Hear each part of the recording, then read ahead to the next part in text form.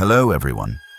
Before we start, make sure to like and subscribe to the channel and leave a comment with where you're from and what time you're watching. That way, YouTube will keep showing you stories just like this one. Now, let's begin. My name is Jake, and I'm 22 years old. This happened to me last summer when I was working the night shift at a Sinclair gas station off Interstate 70 in rural Kansas. I needed the money for college, and night shifts paid an extra $2 an hour. What I didn't know was that some money just isn't worth earning. The station sat at this lonely truck stop exit, surrounded by nothing but wheat fields that stretched to the horizon. During the day, you could see for miles in every direction. At night, those same fields became this black void that seemed to swallow everything beyond the station's fluorescent lights. My shift ran from 11 p.m. to 7 a.m., and most nights I was completely alone.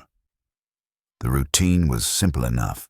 Stock the coolers, clean the restrooms, mop the floors, and help the occasional trucker or late-night traveler who needed gas or coffee. The station had security cameras positioned around the building and a panic button under the counter, which gave me some comfort during those first few weeks. But it was the sounds that got to me most. The constant humming of fluorescent lights overhead. The distant drone of highway traffic that never quite stopped. The mechanical whir of the beer coolers cycling on and off. And underneath it all, this oppressive silence that made every footstep, every door opening, every car pulling up sound, amplified and somehow threatening. For the first month, nothing unusual happened. I'd see the same handful of regulars. Truckers on their routes, shift workers heading home from the meat processing plant 20 miles east, the occasional insomniac buying energy drinks and cigarettes. Normal people living normal lives. Then he showed up. It was around 2 a.m. on a Tuesday when I first saw him. I was restocking the cigarette display behind the counter when the door chimed. I looked up to see this man in a faded denim jacket walking toward the coffee station. He was maybe in his 40s, with thinning brown hair and a face that looked like it had seen too much sun and not enough sleep. He poured himself a large black coffee, grabbed a pack of Marlboro Reds from the display, and picked up a lottery ticket from the machine by the register. When he approached the counter, he set everything down and reached into his pocket for exact change. Not approximate change, exact change. Down to the penny. "Thanks," he said in this gravelly whisper. And that was it. He took his items and left, disappearing into the darkness beyond the parking lot lights. I didn't think much of it at first.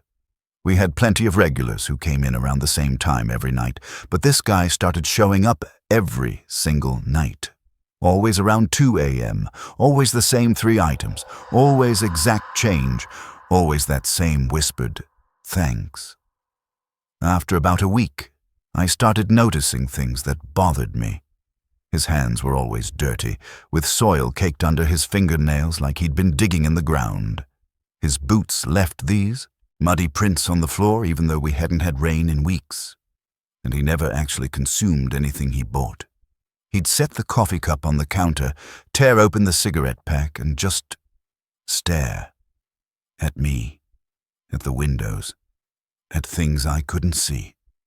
The security cameras started acting up whenever he was in the store. I'd check the monitors during his visits and see nothing but static. After he left, they'd work perfectly fine. When I mentioned it to my manager, Dave, he just shrugged and said the system was old and probably needed updating, but it was more than just technical glitches. The man started arriving earlier each night. First it was 1:45 a.m., then 1:30, then 1:15. Like he was testing me, seeing how I'd react. And he began making these comments that made my skin crawl. "Long night ahead," he'd say, looking directly at me. "You're here all alone," he'd observe, glancing around the empty store. "Quiet out there," he'd whisper, nodding toward the darkness beyond the windows. I started finding muddy footprints outside the station during my shifts, not just by the entrance, but circling the entire building. like someone had been walking around and around, studying the place from every angle. The prints were fresh each night, appearing sometime between midnight and morning. One night, I decided to pay closer attention to his lottery tickets. I'd always assumed he was playing random numbers, but when I looked closely, I realized they were dates. Specific dates. But they were dates that hadn't happened yet. A month in the future. 2 months. Sometimes 6 months ahead. I mentioned this to my girlfriend Sarah when she called during my break one night. She listened to everything and then suggested I was probably just stressed from working too many night shifts. She said isolation and sleep deprivation could make you paranoid, make you see patterns that weren't really there. Maybe she was right. Maybe I was losing it. But then came that foggy night in late August. I was expecting him around 1:15 a.m. like usual, but that time came and went. So did 1:30 and 2 o'clock. By 2:30, I was actually starting to feel relieved. Maybe he'd finally moved on. Maybe I'd imagined how unsettling he really was.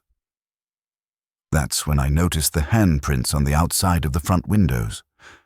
Muddy handprints like someone had pressed their palms against the glass and dragged them downward. I grabbed a roll of paper towels and went outside to clean them off, but they were on both windows and on the side windows. And when I walked around back to check the employee entrance, I found him standing there. He was just standing by the back door, which should have been locked, tapping gently on the glass with one finger. When he saw me, he didn't say anything. Just held up a lottery ticket and pointed at it, then at me. I backed away and told him the store was closed, which was obviously a lie since the front was still lit up. He started walking slowly around the building, staying just at the edge of where the light reached the darkness. I could hear his boots on the gravel, circling, always circling. I went back inside and locked the front door, then tried calling Dave. No answer. I tried calling Sarah. The call wouldn't go through. When I checked my phone, I had no signal at all, which was impossible because the cell tower was less than a mile away. The man appeared at the front window again, pressing his face against the glass. He was mouthing words I couldn't hear, holding up that lottery ticket again. I could see the numbers from where I stood behind the counter. Today's date, August 28th. I grabbed the keys and locked myself in the back office, turning off all the lights except the emergency exit signs. I sat there in the dark, listening to footsteps circling the building over and over until the sun came up. When my relief Tommy arrived at 7 a.m., I practically ran out of that place. The man was gone, but there was a lottery ticket sitting on the counter, a ticket I hadn't sold. The numbers on it were March 15th, 2019, the day my grandmother died, 3 years ago. I never saw the man again after that night. I quit the job a week later and found work at a restaurant in town, but Dave called me a month later with something that still keeps me awake some nights. He'd finally gotten around to reviewing the security footage from that last night. The cameras had recorded everything perfectly. They showed me serving a customer, handling merchandise, processing a sale. But the customer wasn't there. The footage just showed me talking to empty air, taking money from no one and handing items to nobody at all.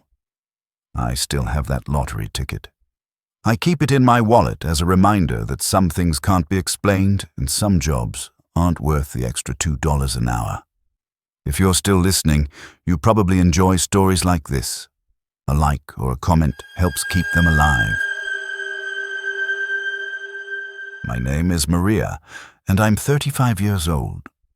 I live in Portland, Oregon, where I work as a night custodian at Mercy General Hospital. This happened to me about 6 months ago, and I still can't explain it, but I need to tell someone because keeping it inside is eating me alive. I started working at the hospital because I needed steady income after my divorce. Single mother, there's 2 kids, you know how it is. The night shift paid better. My mom could watch the kids while I worked. 10 p.m. to 6 a.m., 5 nights a week. Mercy General is this massive place, built back in the 1940s with additions tacked on over the decades. During the day, it's bustling with doctors, nurses, patients, and visitors. But at night, it becomes something else entirely. The hallways stretch longer in the dim lighting. Every sound echoes differently. Footsteps seem to carry forever, and doors closing sound like gunshots. My route started on the 7th floor, which was oncology, and I'd worked my way down to the 1st floor by morning. Most of the night staff stayed busy in the ICU and emergency department, so I spent most of my time alone with just the distant hum of machines and the occasional beeping from patient monitors. The 4th floor had been closed for renovations about a year before I started. It used to be the psychiatric ward, but they'd moved all those services to a newer building across town. The entire floor sat empty, with plastic sheeting over doorways and construction equipment scattered in the hallways. I was supposed to do basic maintenance cleaning there once a week, but I avoided it whenever possible. Something about that floor felt wrong. The air was colder, the shadows seemed darker, and sometimes, when I was working on the 5th floor, I'd hear sounds coming from above. Footsteps, doors opening and closing, the distant sound of voices. The night nurses told me the old building settled and made weird noises, especially with the construction work disturbing things. I wanted to believe that. I needed to believe that. 3 weeks into the job, the elevator started acting up during my shifts. I'd be working on the 6th floor when it would suddenly start moving on its own. I could hear it going up and down, the doors opening and closing, but nobody was calling it. When I'd check, it would always be stopped on the 4th floor with the doors open, like it was waiting for someone. I started taking the stairs instead, but that made things worse. I'd be climbing up with my cleaning cart, and I'd hear the elevator moving again. Sometimes I'd get to a floor and find my cart had somehow gotten moved to the elevator, always to the 4th floor. The night nurses started mentioning they'd been hearing cleaning sounds coming from the closed ward. Vacuum cleaners running, the squeak of mop buckets, the rattle of supply carts. But I wasn't up there. I was always working somewhere else when they heard these sounds. Security pulled the footage one night, and it showed my cleaning cart moving in the elevator by itself. Up to the 4th floor, doors opening, then nothing for 20 minutes before it came back down empty. That's when I started hearing my name. It would always happen in the stairwells, usually around 3 in the morning, a woman's voice calling Maria from somewhere above me. The voice sounded familiar, but I couldn't place it at first. Whoever it was sounded distressed, like they needed help.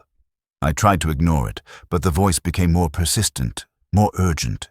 It would follow me as I worked, always coming from the direction of the 4th floor, always calling my name with this desperate, pleading tone that made my heart race.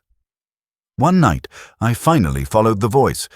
I took the elevator to the 4th floor, which I'd been avoiding for weeks.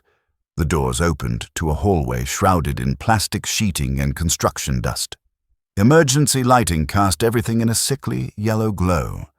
The air smelled like disinfectant and something else, something stale and old and wrong. The voice was coming from room 447. The door was slightly open, and I could see a figure standing by the window, a woman in a hospital gown, her back turned to me. She was perfectly still, like she was waiting for something. I pushed the door open and stepped inside. "Mija," the woman said without turning around. "You came." I knew that voice. I knew it better than my own. It was my mother's voice. My mother who had died in this hospital 2 years earlier. The woman turned around, and it was her. Same face, same eyes, same gentle smile that had comforted me through childhood nightmares and teenage heartbreaks. But something was wrong. Her skin was too pale, almost translucent. Her eyes were sunken, dark circles underneath like she hadn't slept in years. "Mija, help me," she whispered. "I can't find my way home." I wanted to run, but my feet wouldn't move. This was my mother, the woman who raised me, who taught me to be strong, who held my hand when my marriage fell apart. How could I abandon her? But this wasn't really her. I knew that. I had watched her die in this hospital. I had held her hand as she took her last breath. I had buried her myself. "You're not my mother," I managed to say. She smiled, but it wasn't right. Too wide, too knowing. "I am Miha. I've been waiting for you. Every night, waiting for you to come home." That's when I noticed the other figures in the room. They were standing along the walls, all wearing hospital gowns, all perfectly still. Men and women of different ages, all with that same pale skin and those same dark, sunken eyes. They were all staring at me with expressions of desperate longing. "We've all been waiting," my mother said. "All of us who died alone on the night shift. All of us who passed away when the hospital was quiet and empty. We've been waiting for someone to see us. Someone to help us find our way home." One of the figures stepped forward. Young man, maybe in his 20s. "I died in room 422, he said. "Car accident. 3 a.m. on a Tuesday. Nobody came to see me before I went." Another voice, an elderly woman. "Heart attack in room 435. I called for help, but the nurses were busy. I died alone, watching the ceiling." More voices joined in, a chorus of the forgotten dead, all recounting their final moments in this place, all describing the loneliness of dying in the dark hours when the hospital felt more like a tomb than a place of healing. My mother reached out her hand. "Come with us, Miha. Stay with us. We're lonely here." I felt this overwhelming urge to take her hand, to stay in that room with all these lost souls, to become part of whatever they had become. The pull was so strong I actually took a step forward. Then I remembered my children, my 2 beautiful kids waiting for me at home. They needed their mother. They needed me alive, not trapped in some liminal space between life and death. I ran. I ran from that room, down the stairs, and straight to my supervisor's office, where I quit on the spot. I couldn't explain why, just that I couldn't work there anymore. But 2 days later, I received something in the mail that made my blood run cold. A rosary. The same rosary I'd buried with my mother 2 years earlier. The beads were exactly the same, down to a small chip in one of the wooden beads that had been there since I was a child. I never went back to that hospital. I found work at a different cleaning company across town, but sometimes, late at night when I'm trying to sleep, I hear that voice again. "Miha," it whispers, "come home." And the terrifying thing is, part of me wants to. My name is David, and I'm 28 years old. I work temporary jobs to make ends meet, mostly warehouse and shipping work. This happened to me at an Amazon fulfillment center outside Columbus, Ohio. During what should have been a routine night shift assignment, the warehouse was massive, like aircraft hangar, massive. We're talking football field-sized floors with endless rows of shelving that stretched up toward the ceiling. My job was simple enough. I was a picker, which meant I'd walk around with a handheld scanner, find items on shelves, and put them in bins for shipping. The night shift ran from 6 p.m. to 6 a.m., and it paid better than the day shift because most people didn't want to work those hours. I needed the money, so I didn't complain. The place employed hundreds of people during the day, but at night we were maybe 30 or 40 workers spread across this enormous space. Most of the time, you'd work your assigned zone and barely see another person for hours. Just you, your scanner, and row after row of products stretching into the distance under harsh fluorescent lighting. The sounds were constant, but somehow comforting. Conveyor belts humming, machinery cycling on and off, the distant rumble of forklifts, and the echo of footsteps on concrete floors. The company was big on productivity tracking. Every item you picked, every step you took, every break you took. It was all monitored through your handheld scanner and the cameras positioned throughout the facility. They'd send you text messages if your productivity dropped below quota, and they'd praise you if you exceeded expectations. I was good at the work. Fast, efficient, accurate. After 2 weeks, I was consistently in the top 10% of night shift pickers. But that's also when I started noticing something strange. I kept hearing footsteps that seemed to match my pace exactly. When I'd walk down an aisle, I'd hear someone else walking in perfect synchronization with me. When I stopped, the footsteps stopped. When I started walking again, they'd resume immediately. At first, I assumed it was another picker working in a parallel aisle. The shelving units were so tall that you couldn't see over them, so it made sense that someone might be working nearby. But when I'd check the adjacent aisles, they'd always be empty. The footsteps became more persistent. They'd follow me no matter where I went in the warehouse. Even in sections where I knew I was completely alone, I'd still hear them, always matching my rhythm perfectly, always staying just out of sight. I started testing it. I'd suddenly stop walking or change direction without warning. The footsteps would mirror my movements with precision, like whoever it was could anticipate exactly what I was going to do. My handheld scanner started acting weird around the same time. It would occasionally show items in locations where nothing existed, empty shelves that the system insisted contained products. When I'd report the glitches to IT, they'd remote into my device and insist everything was functioning normally. Other workers started mentioning strange things too. A few people said their scanners would occasionally show my location even when I was working in a completely different zone. One guy, Marcus, told me his device had picked up a signal from another scanner that seemed to be shadowing my movements throughout the night.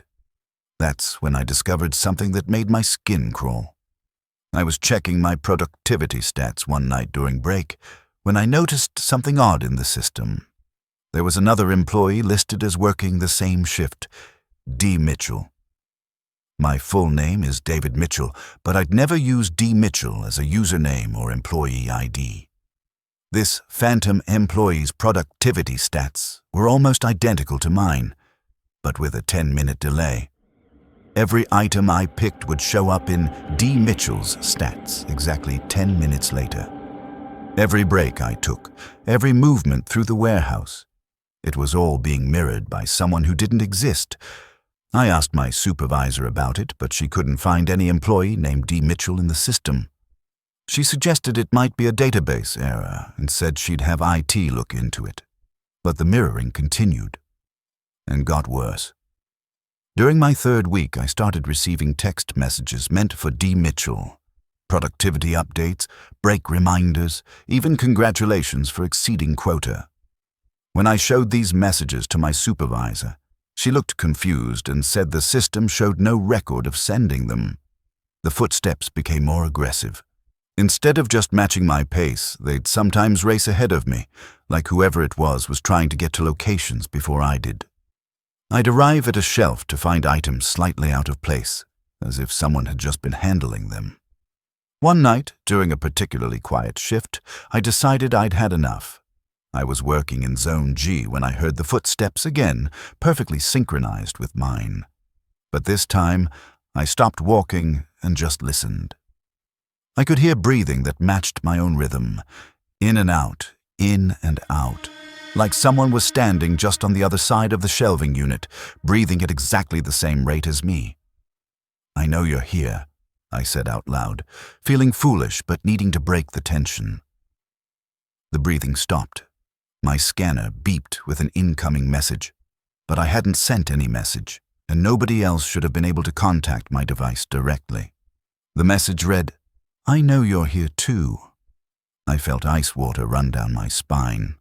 I checked the sender information, but it just showed D. Mitchell, the employee who didn't exist. I typed back, "Who are you?" The response came immediately, "I'm you." That's when everything clicked. The productivity mirroring, the synchronized footsteps, the identical work patterns. I wasn't being followed by another person. I was being followed by myself. I ran through the warehouse, past startled co-workers, straight to the security office. I demanded to see the footage from my zone for the past few hours. The security guard, probably thinking I'd had some kind of breakdown, reluctantly pulled up the feeds. The footage showed me working alone, just as expected. But there were gaps. Moments where I'd disappear from one camera and not appear on the next one for several seconds longer than it should have taken to walk between them. And sometimes, just sometimes, there seemed to be a shadow moving just out of frame. The guard pointed out something I'd missed. The timestamp on my scanner showed I'd been working for 14 hours, not 8. According to the system, I'd never left the building after my previous shift ended. But I had no memory of those extra 6 hours. I quit that night and never went back. But 3 weeks later, I received my final paycheck in the mail. It included pay for hours I didn't remember working, overtime I couldn't account for, and productivity bonuses for quotas I had no memory of meeting. The scariest part isn't that something was following me through that warehouse. The scariest part is that I think it was me, somehow existing in a state I couldn't remember or control. Maybe it was exhaustion, maybe it was the isolation, or maybe working alone in that massive space for 12 hours at a time had somehow split my consciousness. But sometimes, late at night when I'm walking alone, I still hear those footsteps matching my pace. And I wonder, which one of us is real, and which one is the shadow? Some things that happen during night shifts can't be explained by fatigue or isolation. Sometimes, the darkness shows you things about reality that daylight keeps hidden. Sometimes, the most terrifying thing about working alone isn't what might be watching you from the shadows. Sometimes, it's discovering that the thing in the shadows might be you. Thanks for listening if you made it through the darkness.